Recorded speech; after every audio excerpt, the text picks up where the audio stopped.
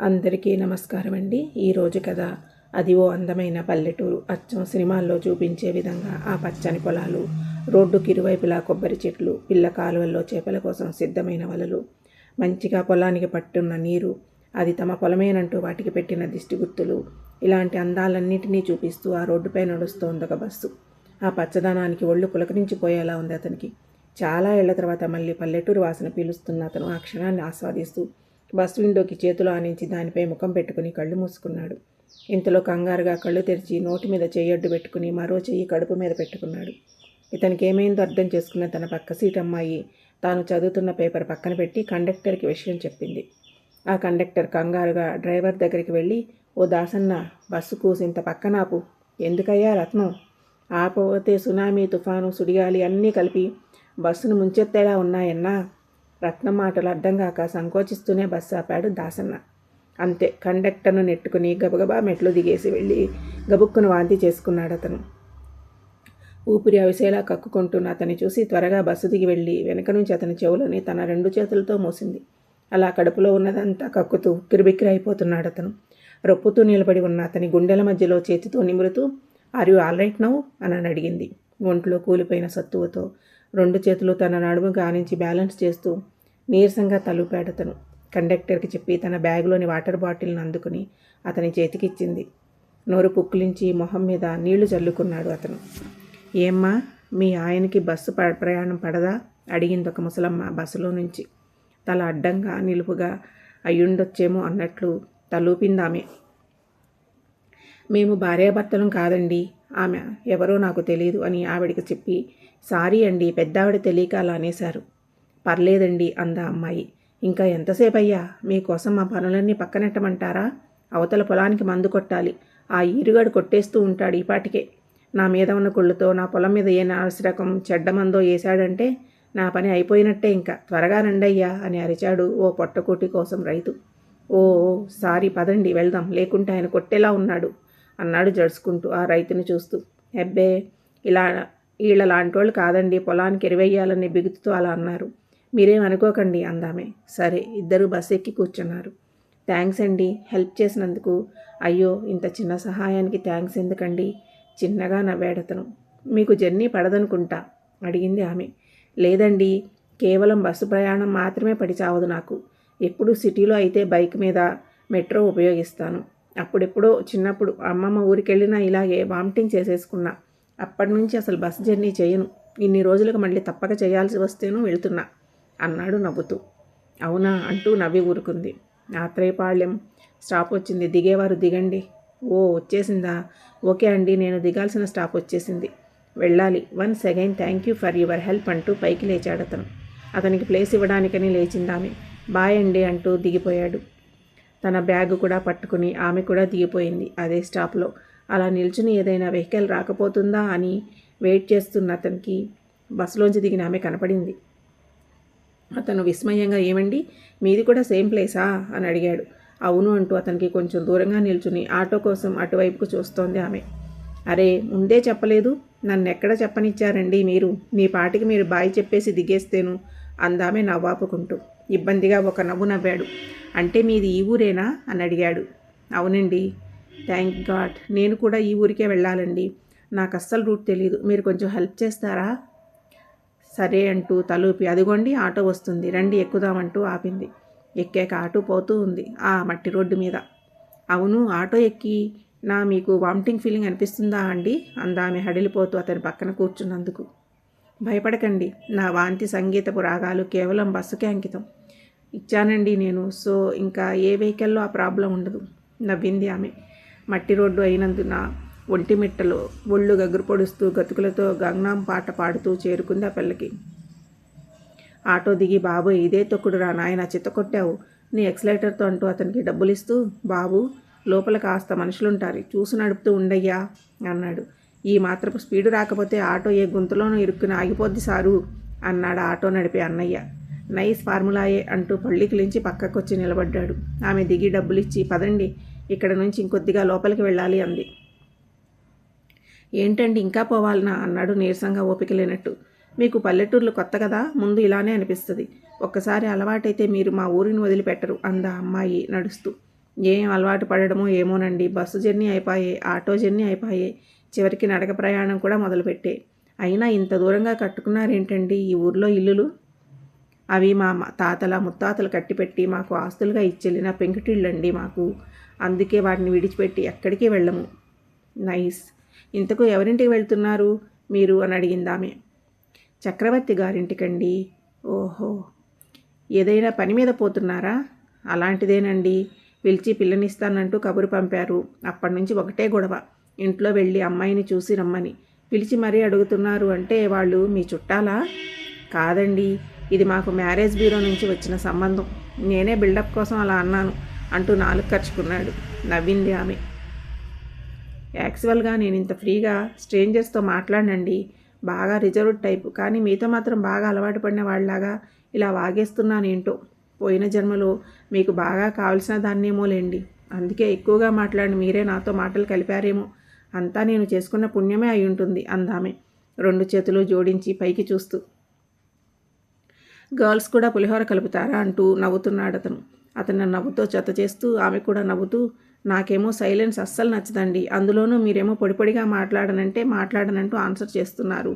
నోరు విప్పి ఏదో చెప్పారు కదా అనేసి ఛాన్స్ దొరికింది అని కాకా పడుతున్నాను. ఇలాగైనా కాస్త మాటలు కలపొచ్చని అందామె. మీరు చాలా ఇంట్రెస్టింగ్గా ఉన్నారండి. మీరు నాకు నచ్చారు. ఓరగా చూసింది అతని వైపు. అతను చెప్పింది అప్పుడు రియలైజ్ అయ్యి, సారీ, తప్పుగా అనుకోకండి. మీలాంటి అమ్మాయిని మొదటిసారి చూస్తున్నా. నేను లైక్ ఫ్రెండ్లీ టైప్, అందుకే అలా అన్నా. ఏమండి, మీరు చాలా వెనకబడిపోయి ఉన్నారండి. ఈ రోజుల్లో చాలా వరకు అమ్మాయిలు ఫ్రెండ్లీగానే ఉంటున్నారు. కానీ మీరే వాళ్ళని పట్టించుకుంటున్నట్లుగా లేరు. అవునండి, పేరుకు సిటీలో ఉంటున్న అమ్మాయిలతో మాట్లాడాలంటే ఎక్కడలోని ఆందోళన వచ్చి చేరుతుంది. కాస్త ఇబ్బందిగా కూడా అనిపిస్తుంది ఏమిటో. సో దూరంగా ఉంటా. నేను కూడా అమ్మాయినేగా, మరి నాతో బాగానే మాట్లాడుతున్నారే. అదేనండి, నేను కూడా ఆశ్చర్యపోతున్నాను. బహుశా మన మధ్య ఏదైనా కనెక్షన్ ఉందేమో. అదే నన్ను మీ వైపుకు లాగిందేమో అని చిన్న అనుమానం. అనుమానం కాదు, అది బలపడుతుంది కూడా. మీరేమంటారు అంటూ ఆమె మొహంలోకి తొంగి చూశాడు. మేబీ నాట్, హహహా అన్నాడు నవ్వుతూ. ఎందుకు నవ్వుతున్నారు? చూసారా, చాలాసేపటి క్రితం నుంచే పరిచయం ఉన్న మీ పేరు నాకు తెలీదు, నా పేరు మీకు తెలియదు. పేరు తెలుసుకోవడానికి ఆరాటపడుతున్నట్లున్నారు.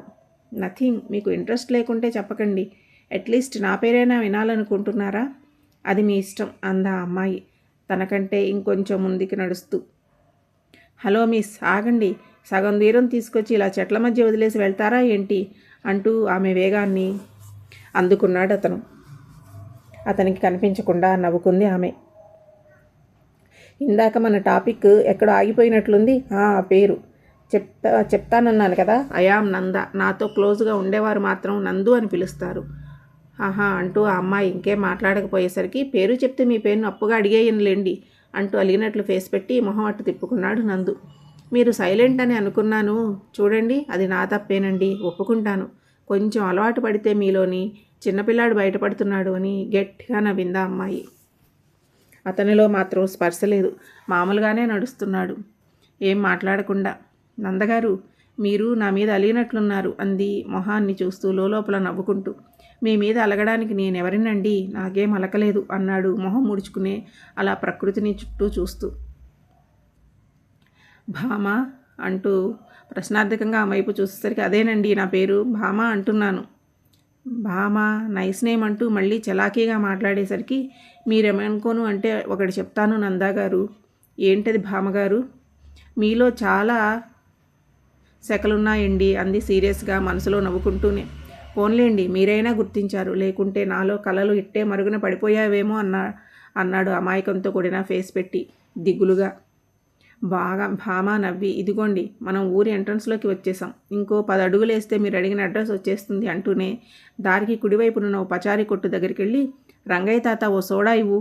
ఇదిగో అమ్మ అంటూ ఆయన ఇచ్చాడు. కొట్టుకు కాస్త దూరంలో రోడ్డుపైనే ఎండలో నిలబడ్డ నందాన్ని చూసి, ఏంటండి అక్కడే నిలబడిపోయారు, ఇలా రండి అంటూ పిలిచింది. ఇదిగోండి, ఇది తాగండి. అసలుకే కడుపులో ఏమీ లేదు కదా మీకు, అందులోనూ వామిటింగ్ అయ్యాక మీరేం తీసుకోలేదు కూడా. అయ్యో పర్లేదండి, మీరు తాగండి, నాకొద్దు. ఇది మీకోసమే తీసుకున్నాను నందాగారు, నా కోసం కాదు. మీరు ఇది తాగితేనే నేను మీకు అడ్రస్ చూపిస్తాను. ఇదేం కండిషన్ అండి అంటూ మూతి ముడుచుకుని, సర్లే ఇవ్వండి తాగుతాను అంటూ తాగుతూ, ఆంజనేయ ఇంత ఘాటుగా ఉందేమిటి అంటూ ఒక్క గుటకకే మొహం చిట్లిచ్చి, నా వల్ల కాదండి, ఇది చాలా కారంగా ఉంది అన్నాడు వికారంగా. వామిటింగ్ అయింది కదా, అలాగే ఉంటుంది. మా ఊర్లో ఇలా వామిటింగ్ అయితే ట్యాబ్లెట్స్ కన్నా ఇదే ప్రిఫర్ చేస్తారు. బికాజ్ దీని పవర్ అలాంటిది. కొంచెమైనా తాగడానికి ప్రయత్నించండి, తర్వాత మీకే బాగుంటుంది పొట్టలో అంది భామ కళ్ళు మూసుకుని ఒకేసారిగా బాటిల్ ఎత్తి తాగేశాడు. ఇక రండి వెళ్దాం. డబ్బులు ఇచ్చి వస్తానండి. నేను ఎప్పుడో ఇచ్చేశానండి, మీరు రండి. అలా నడుస్తూ, మీరు చాలా మంచివారిలా కనిపిస్తున్నారు భామగారు. సిటీలో అమ్మాయిలు అబ్బాయిల చేత ఖర్చు పెట్టిస్తుంటారు. నాకైతే ఎక్స్పీరియన్స్ లేదు, కానీ ఫ్రెండ్స్ ద్వారా తెలుసుకున్నాను. కానీ మీరు మాత్రం అందుకు పూర్తి విరుద్ధంగా ఉన్నారే. అంత మోసేయకండి. మా ఊరికి ఒక కొత్త వ్యక్తి వచ్చారు. ఆయన దాలి తెలియక నన్ను సహాయం అడిగారు. అదే మనిషి జర్నీ పడక వాంతి చేసుకున్నారు. నేను దానికి విరుగుడు చెప్పాను అంతే. ఎంతైనా మీరు ఇప్పుడు మా ఊరికి అతిథి కదండి. అతిథుల బాధ్యత చూసుకోవడం మా బాధ్యత కదండి అంది భామ. మళ్ళీ ఇంప్రెస్ చేసేశారండి మీరు నన్ను అన్నాడు అతను. ఏంటి? ఏం లేదు అంటూ తలాడించాడు. ఒక ఇంటి ముందు ఆగి, ఇదేనండి మీరు అడిగిన ఇల్లు. అవునా, థ్యాంక్స్ భామగారు. ఈరోజు మీరు లేకుంటే నా జర్నీ చాలా బోర్ కొట్టేదేమో. Nice to meet you. Same here అనేసి ఆ ఇంటికి పక్కగా ఉన్న గేటు తెరుచుకుని వెళ్ళిపోయింది భామ. నంద కూడా భామ చూపించిన ఇంటి లోపలికి వెళ్ళిపోయాడు. పట్టిదాకా ఎక్కడికి వెళ్ళావు సత్య? అవతల ఏర్పాట్లన్నీ చేస్తుంటేను. అదే అమ్మ, తులసక్క ఇంటికి వెళ్ళాను. హేమ వచ్చుంటేను తనతో మాట్లాడుతూ ఉండిపోయా. మాటల్లో పడితే ఏ పని గుర్తుండదు నీకు అంటూ వచ్చి సత్య చెవి మెలిపెట్టింది సుమతి. అమ్మా వదులమ్మా, నొప్పిగుంది అంటూ ఏడు మొహం పెట్టేసరికి, వేషాలాపి త్వరగా వెళ్ళి తయారవ్వు. ఓవే రాక్షసి అంది సుమతి.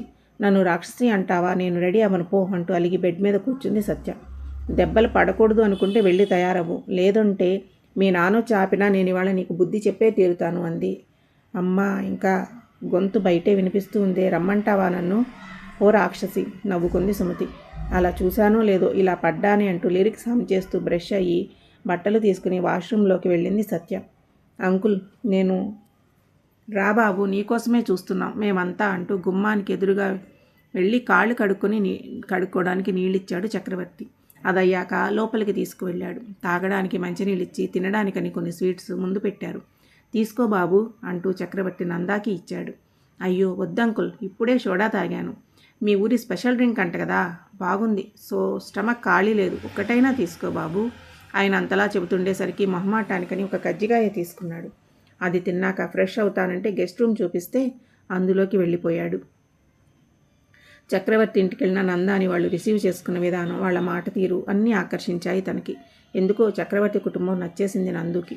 మామ చెప్పింది నిజమే, అమ్మాయి నచ్చలేదన్నా పర్వాలేదు, ఒకసారి వెళ్ళి చూసేసిరా అని. ఇందుకేనేమో ఈ సంబంధం వచ్చినప్పటి నుంచి నన్ను ఏదోలా కన్విన్స్ చేసి ఇక్కడ వరకు పంపించింది అనుకోగానే నవ్వొచ్చి వాలింది అతని పెదవులపై. ఫ్రెష్ అవ్వడం కోసం వాష్రూమ్కి వెళ్ళిపోయాడు. త్వరగా స్నానం ముగించుకొని రెడీ అవ్వడం మొదలుపెట్టింది సత్య. ఈలోపు తన స్నేహితురాలు కూడా వచ్చేసి తనను ముస్తాబు చేసింది. సత్య, రెడీ అయ్యావా? అమ్మా, అయిపోయింది. నువ్వు ఒక్కసారి వచ్చి చూడవా? నువ్వైతే కరెక్ట్గా చెప్తావు ఎలా ఉన్నానో. సత్య పిలవడంతో వంటగదిలో పని పక్కన పెట్టి తన గదిలోకి వెళ్ళింది. చూడ చక్కగా తయారీ, అద్దంలో తన జుంకీలు చూసుకుంటున్న కూతుర్ని గుమ్మం వద్దే నిల్చొని చూస్తూ మురిసిపోయింది సుమతి. ఏంటమ్మా ఆగిపోయావు? రా అంటూ లోపలికి తీసుకెళ్ళి ఎలా ఉన్నాను అని అడిగింది సత్య, 2 చేతులు నడుము కానిస్తూ. సత్య నుదుటి మీద ముద్దు పెట్టి, మహారాణిలా ఉన్నావురా అమ్మడు అంటూ మొటికలు విరిచింది. పక్కా కదా, డౌట్ ఏం లేదుగా. నిజం చెప్పాలంటే నా బుజ్జి తల్లి కంటే ఈ లోకంలో ఇంకెవ్వరూ అందంగా ఉండరేమో అనేలా ఉన్నావు సత్య. అచ్చు ఆ సమయానికి గుర్తుకు రావట్లేదమ్మా. అదేదో పాట వస్తూ ఉంటుంది, ఏంటది? అందులో అల్లు అర్జున్ డ్యాన్స్ చేస్తూ అంటాడు చూడు, అది అస్సలు తట్టట్లేదే. ఆ పదమే అంటూ చూపుడు వేలు మొహంపై పెట్టుకుని ఆలోచనలోకి వెళ్ళింది. ఇన్ని క్లూస్ ఇచ్చాక హంతకుని పట్టుకోవడం ఈజీ అన్నట్టు అనిపించిందేమో సత్య ఫ్రెండ్స్ పవిత్రకి. వెంటనే, అత్తమ్మ, మీరు బుట్టబొమ్మ పాట గురించే కదా అంటున్నారు అంది. పవిత్ర సత్య స్నేహితురాలే అయినా సుమతిని అత్తమ్మ అని పిలుస్తుంది. పల్లెటూర్లలో అంతే, ఆప్యాయంగా బంధుత్వం కలుపుకొని పిలుచుకుంటారు. ఇదేరా బుట్టబొమ్మ, ఇప్పుడు గుర్తొచ్చింది అంటూ సత్య 2 భుజాల మీద చేతులు వేసి, బుట్టబొమ్మలా ఉన్నావు అమ్మడు అంటూ మళ్ళొకమారు నుదుటి మీద ముద్దిచ్చింది. ఇంత ఉన్నేవురా, అప్పుడే ఎలా ఎదిగిపోయావో చూడు. అప్పుడే పెళ్లి వయసు కూడా వచ్చేసింది నా బంగారానికి. ఏంటో ఈ ఆడపిల్లలు అంత త్వరగా ఎదిగిపోతారు. ప్రాణంగా చూసుకున్న అమ్మా నాన్నను వదిలి వెళ్ళిపోతారు అంటూ కంటనీరు పెట్టుకుంది సుమతి. సుమతి కంట్లో నీళ్లు చూసి తన కంట్లో కూడా నీళ్లు తిరిగాయి సత్యకి. సుమతికి పట్టుకుని ఏడ్చింది. అత్తమ్మ అత్తమ్మ, ఏం చేస్తున్నారు మీరు? తను ఇప్పుడే మిమ్మల్ని వదిలి వెళ్ళిపోవట్లేదు. ఇవి కేవలం పెళ్లి చూపులే కదా అత్తమ్మ. ప్లీజ్ మిమ్మల్ని మీరు కంట్రోల్ చేసుకోండి. చూడండి, మీరు ఏడుస్తుంటే సత్య కూడా ఎలా ఏడుస్తుందో. ఇలాగే చూపిస్తారు అబ్బాయికి అమ్మాయిని? పాపం, ఎన్ని హోప్స్ పెట్టుకుని వచ్చింటాడు. అతను నాకు కాబోయే భార్య ఇలా ఉంటుందేమో అలా ఉంటుందేమో అనుకుని ఎన్నో ఆశల మీద వచ్చింటాడు.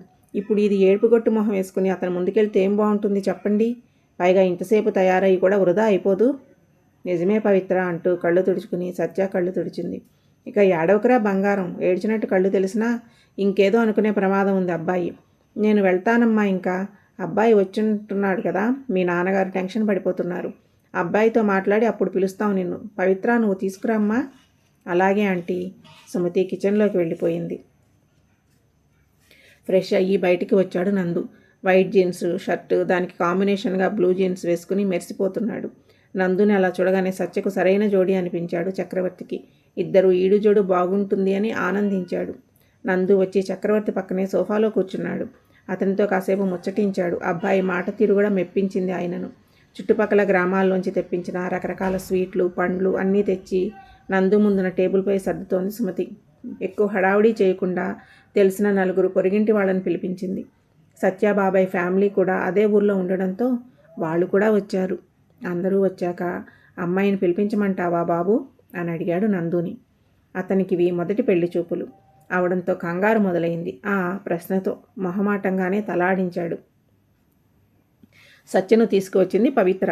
సుమతి కాఫీ తెచ్చి సత్య చేత అందరికీ ఇప్పించింది. నందుకి కూడా కాఫీ ఇచ్చినా ఇద్దరు ఒకరిని ఒకరు తల ఎత్తి చూసుకోలేదు సిగ్గు బిడియంతో. సత్యను నందు ముందు కూర్చోబెట్టారు. సత్యమునికి తెలుస్తోంది నందుకి. ఆమె తల ఎదురుగా నుండేసరికి మరింత సిగ్గనిపించి అలాగే చేతిలో ఉన్న కాఫీ తాగుతూ నేల చూపులు చూస్తున్నాడు. సత్య పక్కనే ఉన్న తన పిన్ని లావణ్య అబ్బాయిని చూడమని సైగ చేసింది. కప్పులో కాఫీ కూడా అయిపోవడంతో కంగారులో తొందరగా తాగేసినందుకు తనను తాను తిట్టుకుంటూ కప్పు టేబుల్ పైన పెట్టేసి చేతులు జత్త చేసి టెన్షన్గా నలుపుకుంటున్నాడు.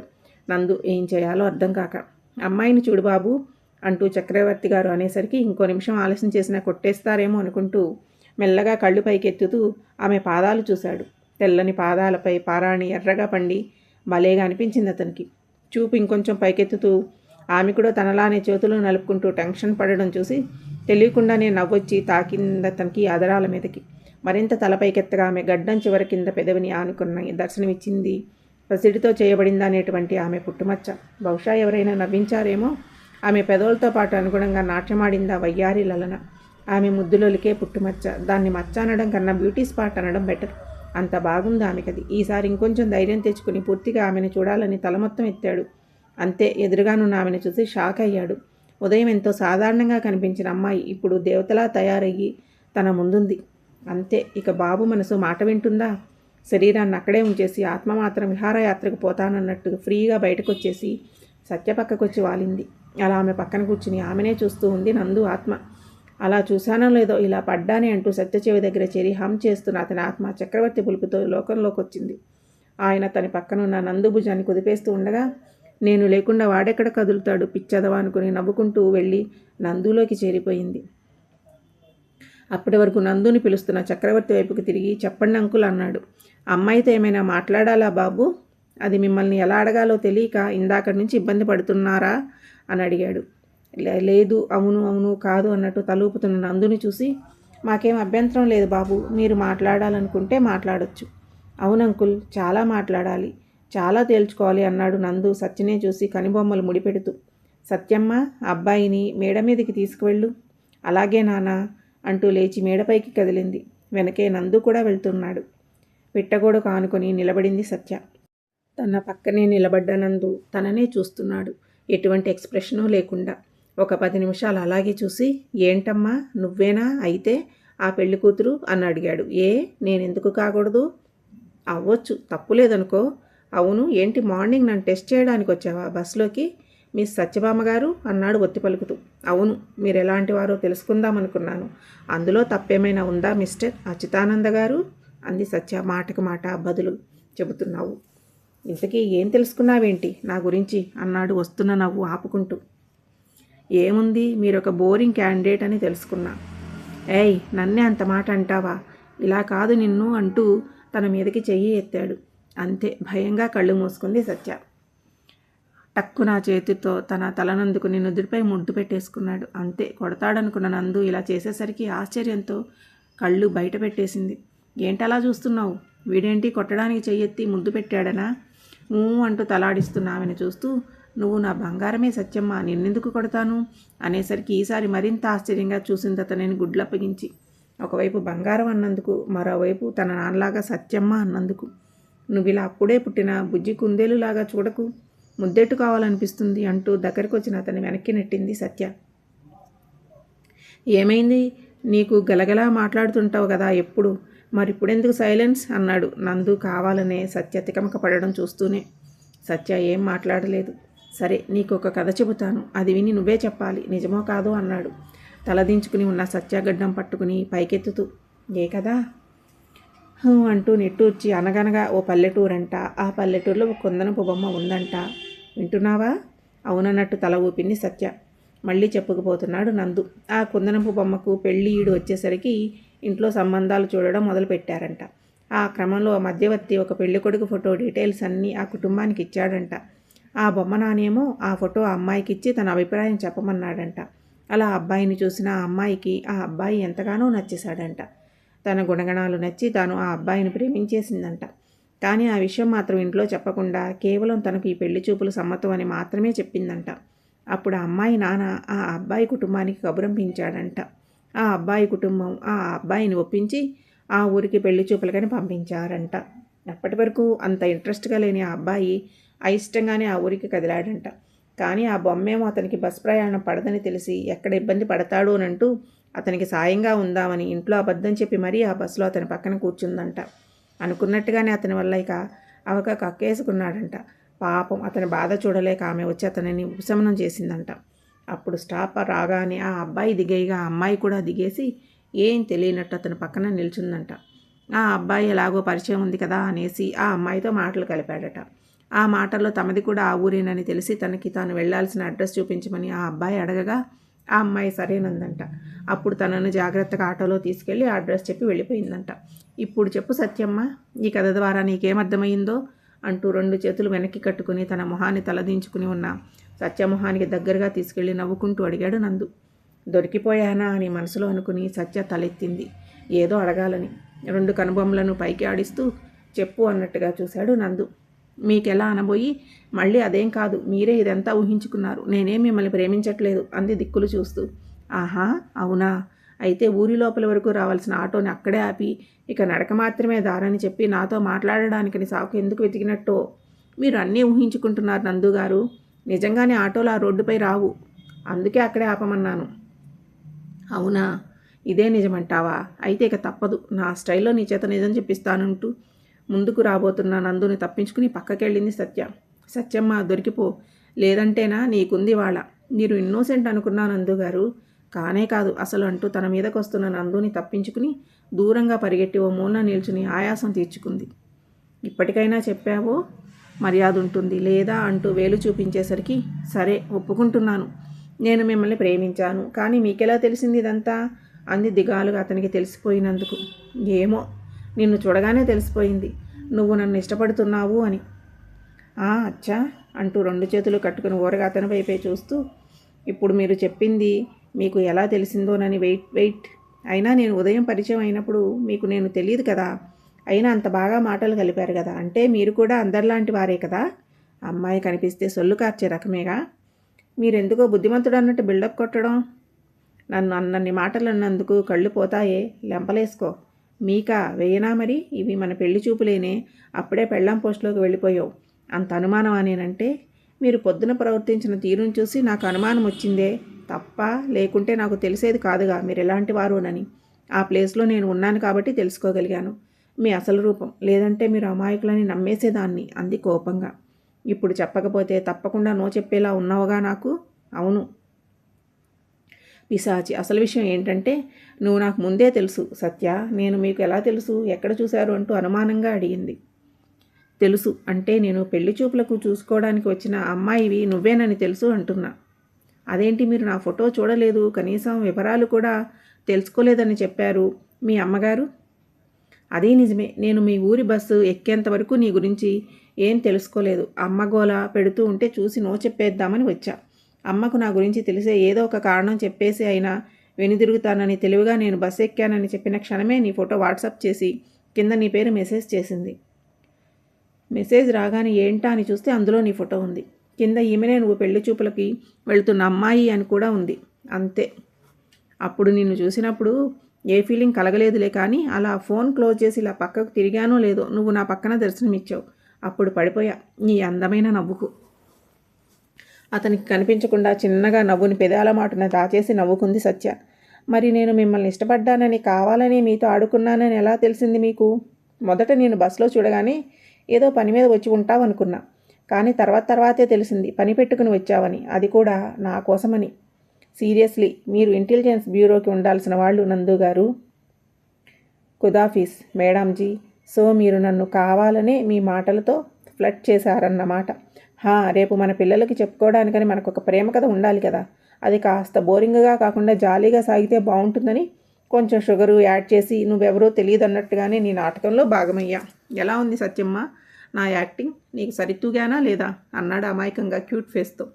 ఇందాకటి వరకు నేనే మిమ్మల్ని ఏడిపిస్తున్నానని గర్వంగా ఫీల్ అయ్యాను నందు గారు, కానీ మీరు నన్ను ఏడిపించారని తెలుసుకోలేకపోయాను.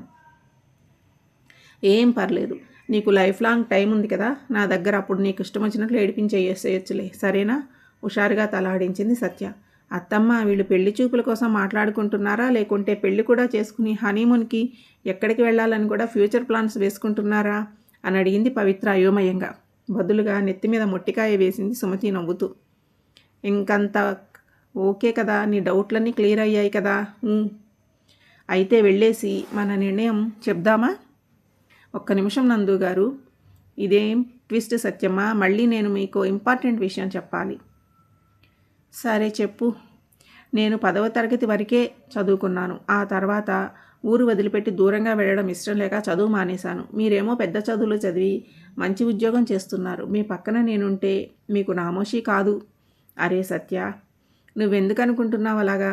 అసలు నేను ఇష్టపడింది నిన్ను, నీ చదువుని కాదు. నువ్విప్పుడు ఎలా ఉన్నావో అలాగే నాకు కావాలి. అంతేకాని పెళ్ళయ్యాక నువ్వు అలా ఉండు, అలాగే చేయని ఆంక్షలు పెట్టి నేను ఇబ్బంది పెట్టను. ఇదిగో ఇప్పుడే చెప్తున్నా, మన పెళ్ళయ్యాక నీకు ఇష్టం ఉంటే నేను చదివిస్తాను కూడా. సరేనా? సరేనండి, థ్యాంక్ యూ. పద వెళ్ళి మన మాట చెప్పేసి వాళ్ళకి టెన్షన్ లేకుండా చేద్దామంటూ కిందకి వెళ్ళి హాల్లోకి నడుస్తూ ఉంటే అప్పటికే నందు తల్లిదండ్రులతో ఫోన్లో మాట్లాడుతున్నారు చక్రవర్తి, సుమతి గారు. వీళ్ళ అంగీకారం తెలిపాక ఇరు కుటుంబాలు సంతోషించాయి. వంకలు పెడతాడనుకున్న కొడుకు బుద్ధిగా ఒప్పుకునేసరికి సంబరపడిపోయింది నందు తల్లి. ఒకరోజు అమ్మాయిని సాంప్రదాయబద్ధకంగా బంధువులతో సహా చూడడానికి వచ్చి తాంబూలాలు మార్చుకుని నిశ్చితార్థం చేసుకుంటామని చెప్పింది. ఇంతమంది మంచి ఒద్దికైన కుటుంబం దొరికినందుకు సంతోషించారు చక్రవర్తి, సుమతిలు. మధ్యాహ్న భోజనాలు ముగించుకుని కాసేపు అచ్యుతానందతో ముచ్చట్లతో పడ్డారు చక్రవర్తి గారు. సత్యభామ లగేజీ ప్యాక్ చేసుకుంటుంది. సూర్యుడు తన వేడి తాకిడికి కాస్త తగ్గించాడనుకుంటా. టైం చూసుకున్న నందు ఇక తాను బయలుదేరతానని చెప్పడంతో, బాబు మీరు బెంగళూరులోనే కదా ఉద్యోగం చేస్తుంది?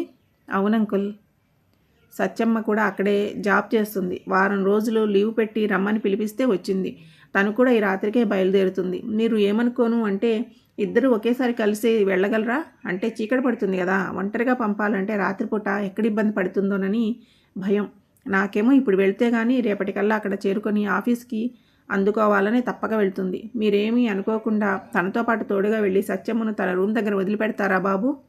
యాహూ అని మనసులో కంగారు డ్యాన్స్ వేసుకుంటూ, అంకుల్ మీరింత మొహమాటంగా చెప్తున్నారేంటి? నేనేమన్నా పరాయివాడినా? ఈ ఇంటికి కాబోయే అల్లుడినే కదా. పైగా ఇక మీదటి నుంచి సత్య నాకు కూడా ముఖ్యమే. తన బాధ్యత నాది. మీరు కంగారు పడకుండా ప్రశాంతంగా ఉండండి. తను నేను సేఫ్గా తీసుకెళ్ళి తన రూమ్ దగ్గర దించుతాను. సంతోషం బాబు అంటూ సత్యమ్మ త్వరగా రామ్మ, నందుబాబు నీ కోసం వెయిట్ చేస్తున్నారు అని పిలిచారు. సత్య లగేజ్తో పాటు వచ్చి తల్లిదండ్రులకు బాయ్ చెప్పేసి నందుతో జంట ప్రయాణం మొదలుపెట్టింది. నడుస్తున్న కాబోయే కొత్త జంటను చూస్తూ ప్రకృతి పులకించింది. అందుకు జవాబుగా పక్షులు తమ కిలకిల రావాలతో పాటలు పాడగా, చుట్టుపక్కల చెట్లు మరింత వేగంగా వీస్తూ తమ నృత్యం చూడమన్నట్టు రకరకాల ప్రయత్నాలు చేస్తున్నాయి. నందుగారు ఆటోలో వెళ్ళిపోదామా? వద్దు సత్య, ఉదయం మన ప్రయాణం ఎలాగైతే మొదలైందో అలాగే ఇది కూడా ముగియని. మన జర్నీ చాలా స్పెషల్గా అనిపిస్తుంది కదా. మనకు కొన్ని చిలిపి జ్ఞాపకాలను ఇచ్చింది. ఒకరి మనసును ఒకరు చదవగలిగేంత సమయం ఇచ్చి మన మనసుల్ని ప్రోత్సహించింది. చివరగా నన్ను కలిపి ఇలా జంటగా పంపుతుంది. ఐ థింక్ ఇలాంటి జర్నీ మన లైఫ్లో మళ్ళీ రాదు. సో ఈ మూమెంట్ని ఇలాగే ఎంజాయ్ చేద్దాం అంటూ సత్య చేయి పట్టుకుని నడుస్తున్నాడు. సత్య కూడా నందు చేయిని పట్టుకుంది. అవునే రాక్షసి, నాతో చదువుకోలేదని అబద్ధం ఎందుకు చెప్పావు? చదువు లేదంటే మీరు ఒప్పుకుంటారో లేక పల్లెటూరు మొద్దునని వద్దంటారో టెస్ట్ చేద్దామని. కానీ మీరు మంచివారు, నన్ను నన్నగానే ఒప్పుకున్నారు అంది చిలిపిగా నవ్వుతూ. మామూలు దానివి కాదు సత్యమ్మ, నువ్వు నన్ను ఏడిపించడానికే నా జతయ్యావు అంటూ చిన్నగా మొట్టికాయ వేశాడు. అవును, పెళ్ళెప్పుడు పెట్టుకుందాం? పెళ్ళికి అప్పుడే తొందర ఏముంది? ఈ ఏడాది ఆగైనా చేసుకుందాం. ఏంటి ఏడాది అంటూ నోరు తెరిచి, అంత లేదమ్మా, ఇంటికెళ్ళి తొందరలో ఏ ముహూర్తం ఉంటే అది పెట్టేయమంట అమ్మతో. ఆహా, లేకుంటే ఏడాది దాకా నాకు దూరంగా నన్ను ఏడిపించుకుని తిందామనే నవ్వింది సత్య. ఇరువురు ఒంటరిగా వచ్చి జతగా సత్యభామ లవ్ సచ్చిదానందగా తిరిగి వెళ్ళారు. ఇలా ఒకరి మనసులు ఒకరు గెలుచుకొని దోచుకొని లాక్కుని పీక్కుని త్వరలో భార్యాభర్తలుగా తమ జీవితాన్ని మొదలుపెట్టనున్నారు.